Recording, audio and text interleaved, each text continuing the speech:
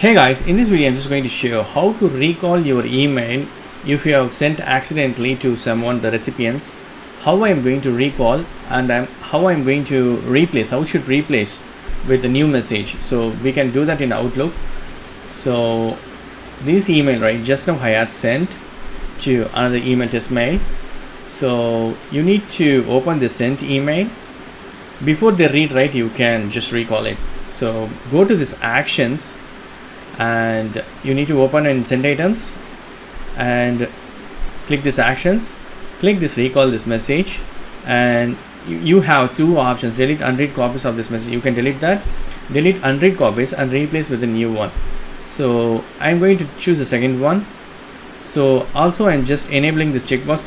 Tell me if recall succeeds or fails for each recipient. So just give OK.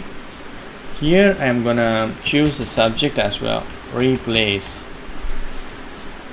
So just send this, because I didn't open that yet, right, that another one. So closing this, that's it.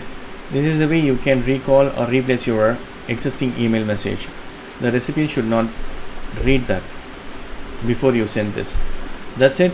Thank you so much for watching my video. Please put a comments and feedbacks in my video form. Thank you. Bye.